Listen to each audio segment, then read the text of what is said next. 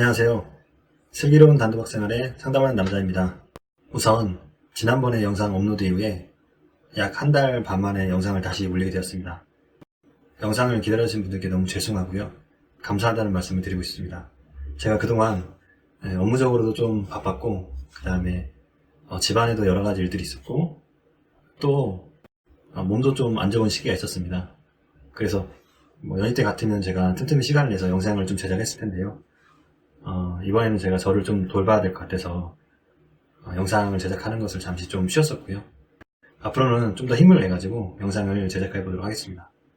제가 영상을 제작해서 올리지는 못했지만 오프라인이나 온라인을 통해서 들어오는 상담들에 대해서는 계속해서 좀 답변을 드리고 있었는데요. 그 과정에서 주식에 대해서 한번 말씀을 드려야겠다라는 생각을 계속해서 좀 하고 있었습니다. 그래서 오늘은 이 주식에 대해서 좀 말씀을 드려보려고 하는데요. 도박의 종류에는 굉장히 여러 가지 것들이 있습니다. 그런데 이 다른 도박에 비해서 주식에 대해서 질문을 받을 때는 좀 다른 특징이 있습니다. 다른 도박들에 대해서 질문을 받을 때는 이 도박 충동, 도박 생각이 날 때 어떻게 해야 되는지, 과도한 도박빚을 어떻게 갚아야 되는지, 그리고 믿을 수 없는 거짓말이 반복되는 것을 어떻게 해야 되는지, 또는 아무리 막으려고 해도 재발이 되기 때문에 이 재발에 대해서 어떻게 해야 되는지, 이런 것들에 대해서 질문들을 하십니다. 그런데 이 주식은 처음 질문할 때 좀 다른 특징이 있습니다. 다른 도박에 대해서는 가족들도 상담을 요청하시고 또 본인들도 상담을 요청하십니다. 그런데 이 주식 문제만큼은 이 본인보다는 가족들이 먼저 도움을 청하는 경우가 상당히 많고요. 그리고 가족들도 질문하는 내용을 보면 이 주식 문제를 어떻게 해야 되냐 이런 것들을 질문을 하기 전에 이 주식을 한 당사자가 분명히 우리가 보기에는 도박 문제인데 본인이 이게 도박이 아니라고 끝까지 우긴다. 이거에 대해서 어떻게 해야 되냐. 그러니까 다른 도박들은 그분들이 직접 그래도 도박을 했다라는 것들을 인정하는 거에서 출발하는데 이 주식은 자기가 주식을 했지, 투자를 했지, 도박을 하지 않았다. 라는 것부터 인정하지 않기 때문에 그것부터 어떻게 해야 되는지 질문하십니다.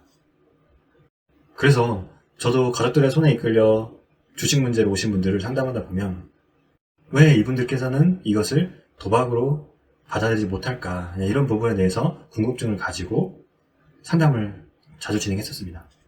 그러면서 이분들께서 이것이 주식 문제지 도박 문제는 아니다 라고 주장하는 그런 이유는 제가 보기에는 크게 두 가지가 있었습니다. 하나는요, 처음부터 이분들께서는 주식을 했지 도박을 하지 않았습니다.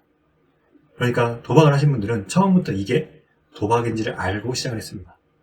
하지만 이분들께서는 처음부터 도박을 하려고 했던 게 아니라 주식, 곧 투자를 하려고 했던 것입니다.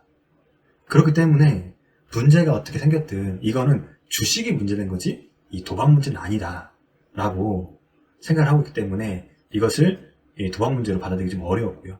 처음부터 이분들은 도박을 한 게 아니라 주식이라는 투자를 했다고 하는 그 생각이 되게 강하기 때문입니다.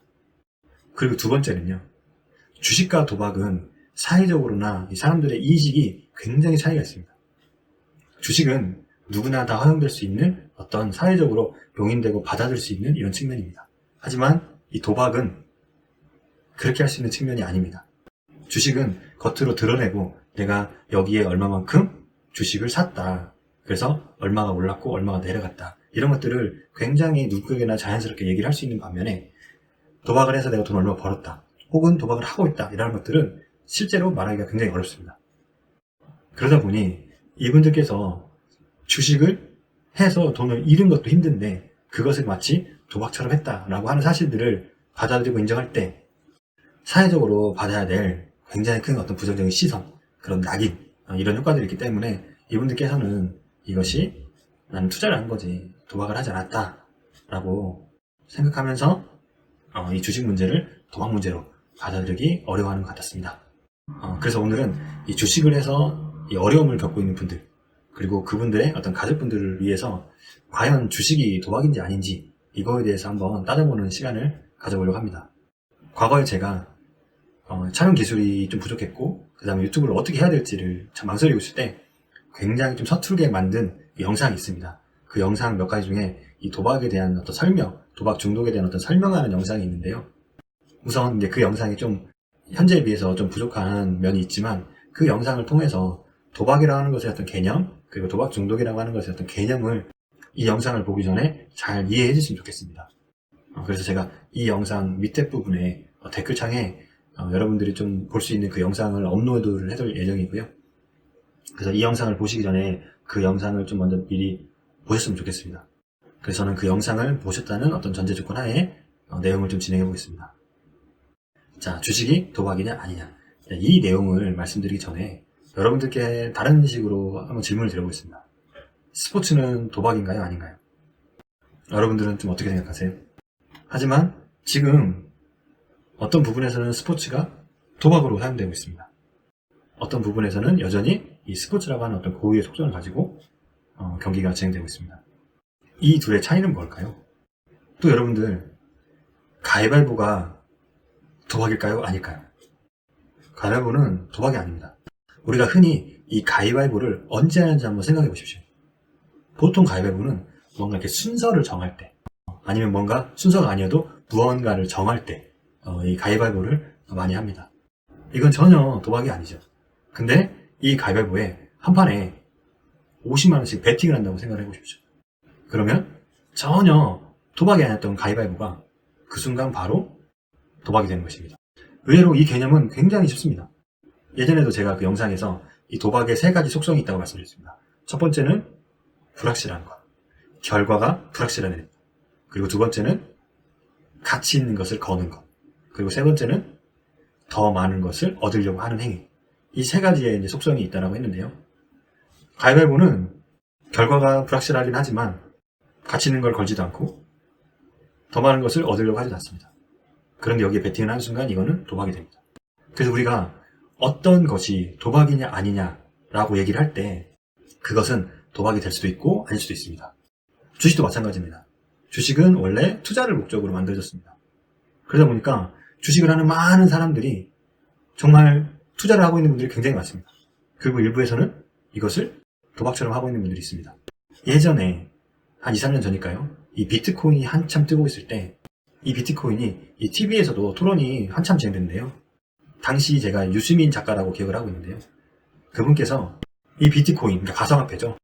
이 비유를 어떻게 했냐면요.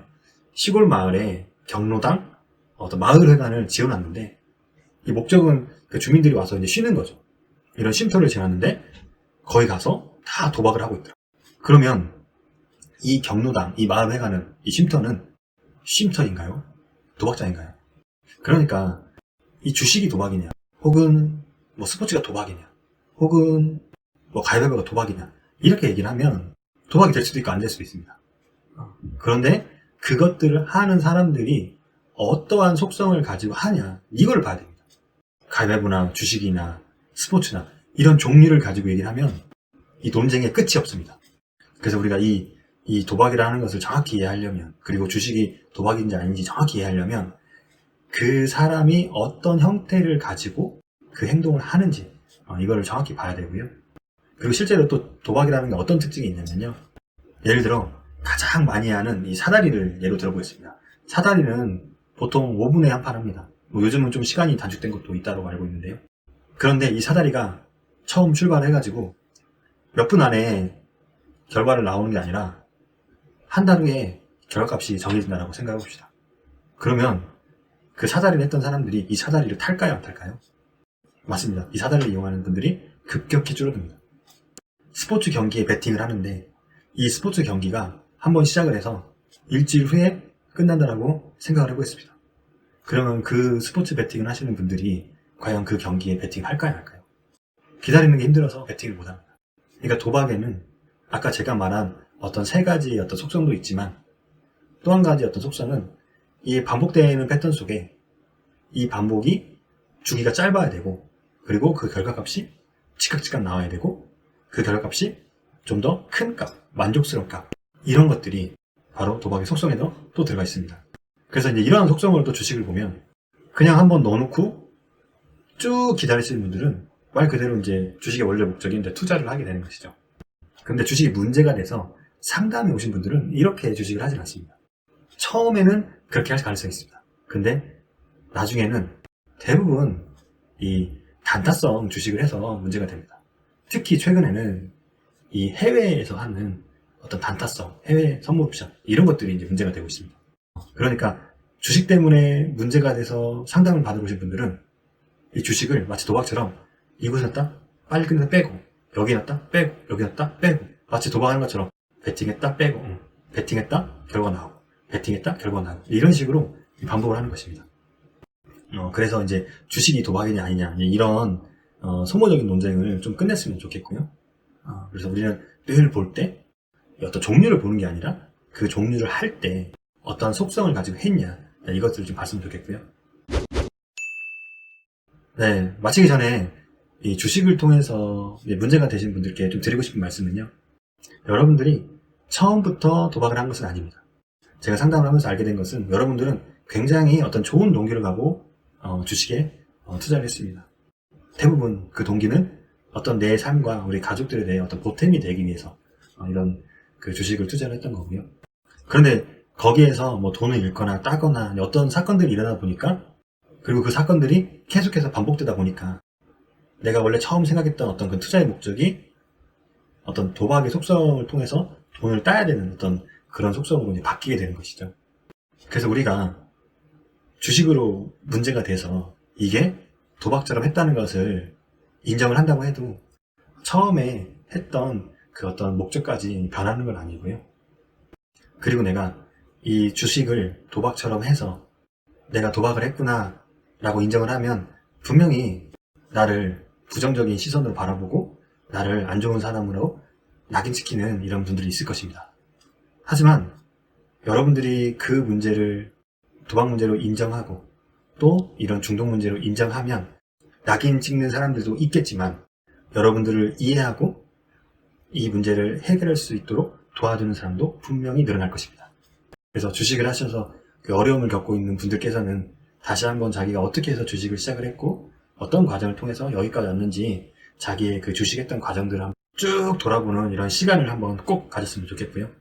그리고 가족분들께서도 이 주식을 한 당사자가 다른 도박을 했던 분들과 좀 다르게 이것을 도박 문제로 이해하고 이 중독 문제를 인정하는데 좀 더 시간이 걸릴 수 있습니다.